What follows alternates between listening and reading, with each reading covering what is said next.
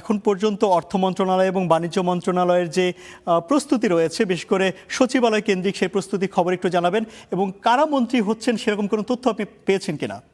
মূলত আজকে অন্তর্বর্তী সরকারের শেষ কার্যদিবস, আগামীকালই শপথ, এবং এই বাণিজ্য মানে এই সচিবালয়ে সব জায়গায় প্রত্যেকটা বিল্ডিংয়ে প্রত্যেকটা দপ্তরেই একটা গুঞ্জন রয়েছে যে কে হচ্ছেন সেই দপ্তর বা মন্ত্রণালয়ের প্রত্যেকটা মন্ত্রণালয়ের মন্ত্রী বা দায়িত্ব নিচ্ছেন কারা।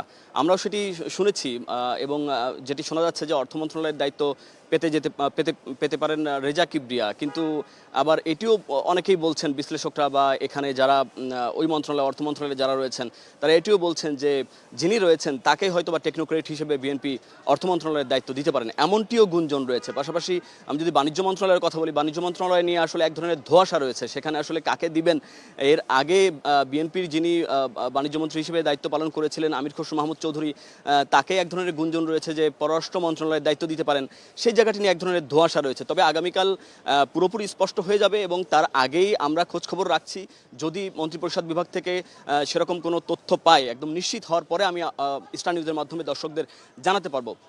তবে একটা বিষয় একটু আপনি যদি জানতে চাচ্ছিলেন যে মূলত এই সরকার যখন ক্ষমতায় আসছে তখন কিন্তু খুব দ্রুতই এই সপ্তাহের শেষ নাগাদ রমজান চলে আসছে। তো এই সরকারের চ্যালেঞ্জগুলো কি হতে পারে?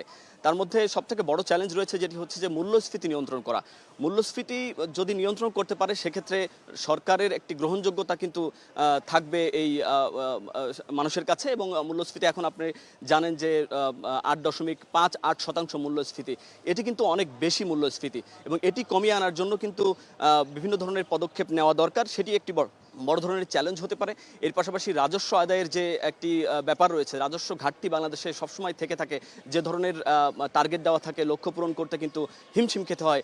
সেই জায়গায় কিন্তু একটা নির্দেশনা কিন্তু ইতিমধ্যে বর্তমান যে অন্তর্বর্তীকালীন সরকারের প্রধান উপদেষ্টা তিনি কিন্তু মন্ত্রিপরিষদ সচিবকে, নতুন মন্ত্রিপরিষদ সচিব যিনি আজকে নিয়োগ পেয়েছেন নাসিমুল গনি চৌধুরী, তাকে নির্দেশনা দিয়েছেন যে রাজস্ব খাতের যে দুইটি বিভাগ, নীতি বিভাগ, রাজস্ব নীতি বিভাগ এবং ব্যবস্থাপনা বিভাগ, সেই বিভাগ দুটিকে কার্যক্রম এবং সেই দুটো বিভাগকে সচল করার জন্য কিন্তু নির্দেশনা দিয়েছেন।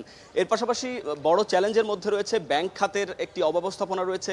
সেই অব্যবস্থাপনাকে কিভাবে পরিত্রাণ পাওয়া যায়, সেই অব্যবস্থাপনায় বিশেষ করে ঋণ খেলাপির যে বিষয়টি রয়েছে, ঋণ খেলাপির বিষয়টি যদি একটু বলতে চাই, সেটি প্রায় 6.5 লাখ কোটি টাকার ঋণ খেলাপি, যা মোট ব্যাংক ঋণের প্রায় 35%। এটিকে নিয়ন্ত্রণ করা একটি বড় ধরনের চ্যালেঞ্জ হবে। রিজার্ভের কথা যদি বলি, রিজার্ভ প্রায় 34 বিলিয়ন। মুন্নাফ, আপনাকে ধন্যবাদ।